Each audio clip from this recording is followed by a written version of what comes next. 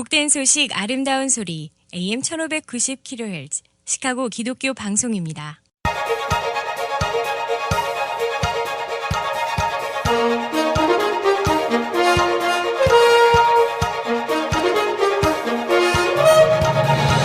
김정일 해설위원의 시사 해설. 세상을 넓게 봅니다. 삶의 지평이 넓어집니다.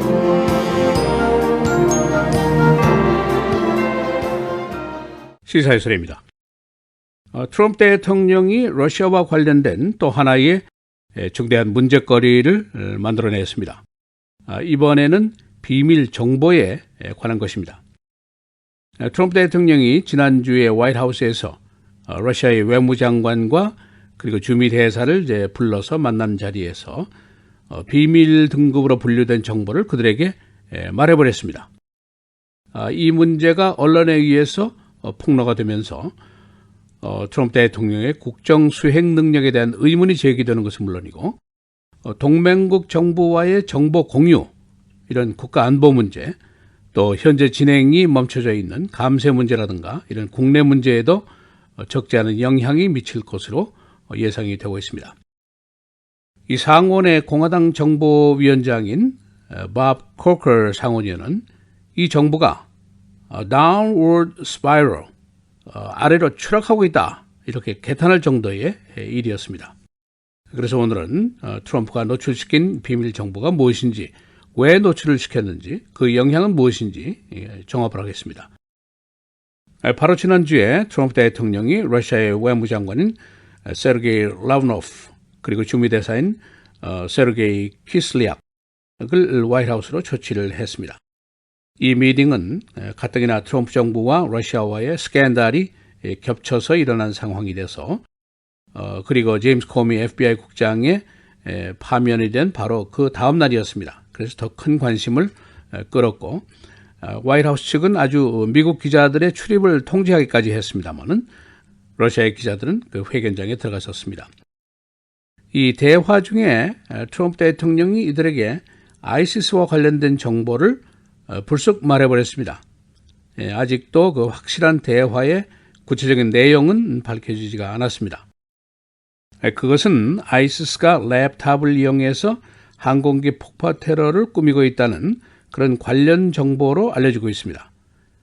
이 사실을 워싱턴 포스트가 현장에 있었던 사람들과 또 정보 진영과의 추후 대화에서 캐치를 해서 폭로 기사를 게재를 했습니다.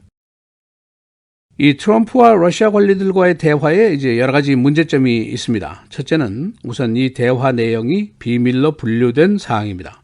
다시 말해서 미국 대통령이 화이트하우스 안에서 러시아 외무장관에게 미국의 비밀 정보를 흘렸다. 아주 거북스러운 일일 수가 있습니다. 둘째는 이 정보가 미국 자신이 수집한 정보가 아닙니다. 미국의 동맹국이 수집한 정보를 피차 정보 공유의 약속에 의해서 미국에게 전해온 그런 정보였습니다.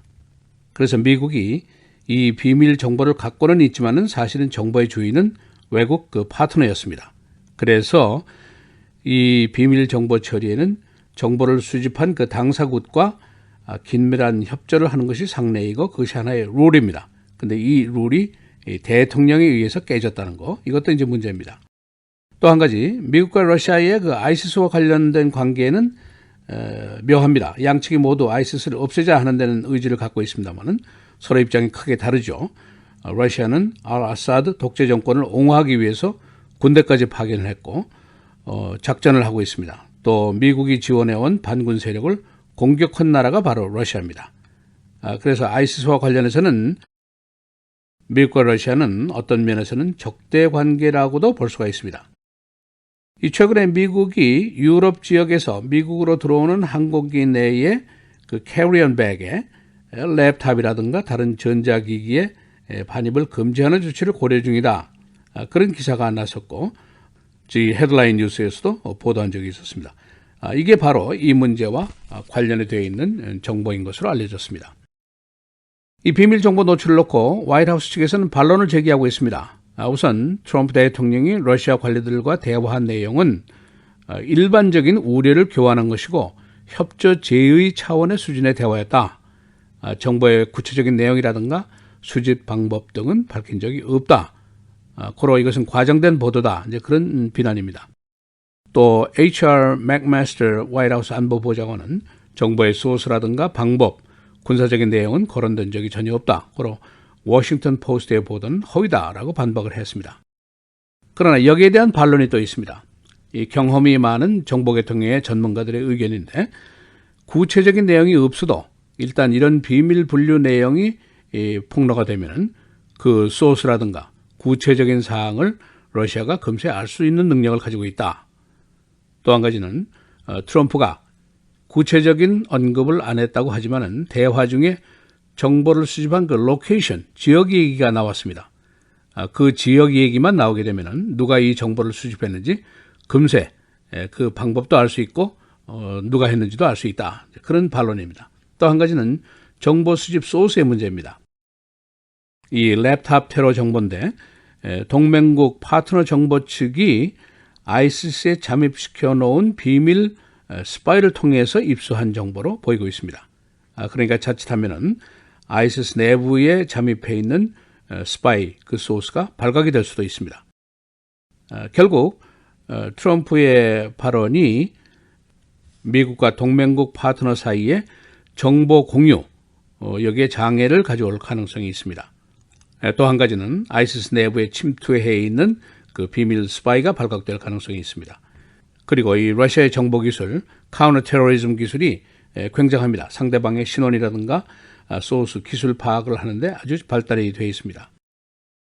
이 화이트하우스는 아무 잘못이 없다 하고 주장을 하고 있습니다만 그러나 사후에 즉각 화이트하우스의 보좌관이 CIA, NSA에 연락을 해서 사후 대책을 논의했던 것으로 밝혀졌습니다. 트럼프 대통령의 책임은 어디까지인가? 비밀 사항을 노출했으니까 책임을 져야 될 것이 아니냐? 이제 그런 질문이 있을 수 있습니다. 전문가들의 의견은 다른 사람이 했으면 당장 위법 사항으로 책임을 묻게 됩니다. 그러나 대통령은 비밀을 해제할 수 있는 권한을 보유하고 있습니다. 그래서 법적인 책임을 묻기가 어렵지 않겠느냐? 그런 의견이 있습니다. 그러나 정부 측의 일부에서는 그런 이론에 대해서 동의를 하지 않는 사람도 물론 있습니다. 이 트럼프 대통령과 러시아와의 악연은 참 오래되고 굉장합니다. 그의 안보보좌관 마이클 플린이 파면이 된 것이 러시아 때문이고 법무부 장관이 러시아 대사와 관련해서 의회에서 거짓말한 것도 이것이고 그의 측근들, 선거 참모들이 러시아와 비밀스러운 콜루전, 공모를 했느냐, 그런 관계가 있었느냐, 이것이 FBI, 의회 상하원에서 모두 조사가 벌어지고 있습니다. 또 FBI 국장 파면, 또 그 후유증도 러시아와 관계가 있습니다. 그러니까 이 러시아와의 스캔들이 많이 겹쳐 있는 가운데 이번 이야기가 또 추가가 됐습니다. 의회 측의 반응입니다. 대부분 경악한다, 샤킹하다 그런 반응이 제일 많습니다. 이 정부가 지금 추락하고 있는 것이 아니냐라고 얘기한 것이 공화당 의원인 상원의 정보위 위원장의 말입니다. 트럼프 대통령이 바로 이번 금요일에 첫 해외 순방에 나서게 됩니다. 그의 능력이 국제사회에서 테스트를 받는 자리가 될 수 있습니다. 그런데 그의 잦은 언행의 실수 때문에 조마조마한 사람들이 꽤 있습니다. 그리고 그의 국내 안건들, 우선 그 새 의료 법안이라든가 감세, 텍스카시라든가 인프라스트럭처 재정비라든가 이런 것들이 지금 현재로는 모두 정지가 된 상태입니다. 트럼프의 그 비밀 분류 정보 노출 사건, 이 사건도 또 겹쳐서 정치권에 악영향을 미칠 것으로 예상이 되고 있습니다. 시사해설 김정일입니다.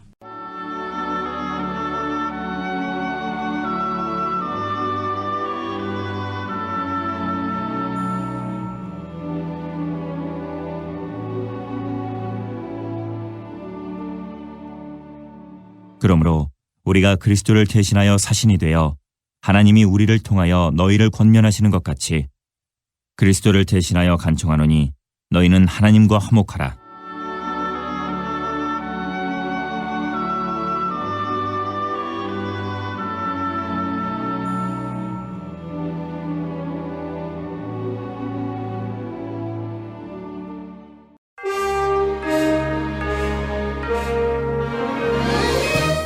헤드라인 뉴스입니다. 트럼프 대통령이 비밀 정보를 러시아 관리들에게 노출시켜서 말썽이 되고 있습니다. 그는 지난주에 러시아 외무장관과 미국 대사와 만난 자리에서 시리아와 관련된 비밀 분류 정보를 이들에게 말했습니다. 이 정보는 외국 동맹국으로부터 전해받은 정보입니다. 화이트하우스는 일반적인 관심사를 말했을 뿐이라고 밝히고 있습니다만 정보 전문가들은 이 정보의 소스가 노출될 수 있다고 우려하고 있습니다. 성전환자를 살해한 남자에게 징역 49년이 선고되었습니다. 미시시피 29살 난 남자가 여자친구가 성전환자인 줄 알고 그를 살해했었습니다. 연방법원은 가해자에게 헤이크라임, 혐오 범죄를 적용했습니다. 사이버 어택이 어제 줄어들었습니다. 전 세계 150개국을 강타한 사이버 공격, 어제도 수천 개의 컴퓨터 시스템이 공격을 받았지만 우려 수준에는 미치지 않았습니다. 이 공격으로 수많은 정보기관과 병원, 기업, 공장 등이 문을 닫았었습니다. 법무부가 FBI 국장 후임 후보자 8명을 심사했습니다. 이 중에는 현역 상원의원, 하원의원, 판사, 법무부, 그리고 FBI 관리들이 포함되어 있습니다. FBI 어소시에이션은 마이클 라저스 전 하원 의원을 지지했습니다. 대법원은 어제 투표의 권리 옹호 측에 승소 판결을 내렸습니다.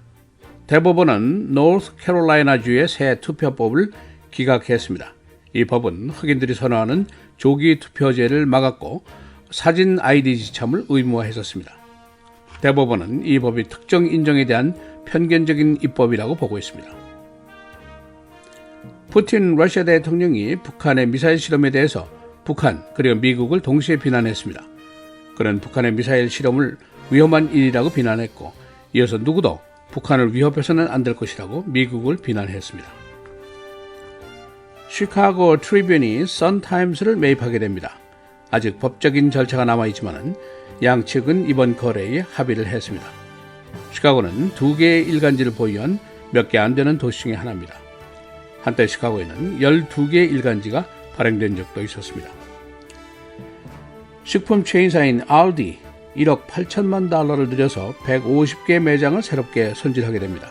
2020년까지입니다.